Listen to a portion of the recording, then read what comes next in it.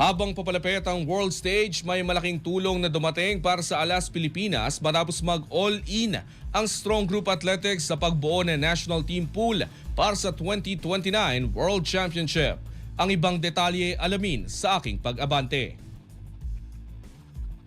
Naghayag ng buong suporta ang Strong Group Athletics sa Alas Pilipinas matapos nitong i-commit ang kanilang mga magiging draftees sa Premier Volleyball League bilang bahagi ng national team pool para sa 2029 FIVB Women's Volleyball World Championship.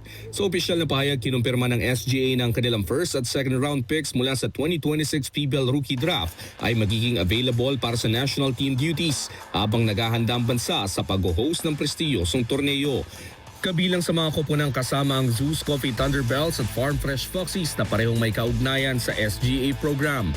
Nangako rin ng organisasyon na sila ang sasagot sa sahod, allowances at incentives ng mga manlalarong habang sila ay nasa serbisyo ng Alas Pilipinas. Dumating ang hakbang na ito sa gitna ng patuloy na usapin sa pagitan ng PVL at Philippine National Volleyball Federation hinggil sa availability ng mga manlalaro para sa national team. Nauna nang kinumpirma ng liga na mananatili ang kasalukuyang draft rules at hindi patutupad ang mungkahing Special Alas Pilipinas Draft Round. Sa ilalim ng umiiral na patakaran, kailangan pa rin ng pahintulot mula sa PVL Club sa mga manlalarong sasabak sa national team, habang maaaring hawakan ng mga kuponan ng mga karapatan sa mga drafted players sa loob ng hanggang 3 taon kahit manatili ang mga ito sa national pool. Sa kabila nito, ipinakita ng hakbang ng SGA ang malinaw na commitment ng isang private organization sa pangmatagalang paghahanda ng bansa para sa World Championship.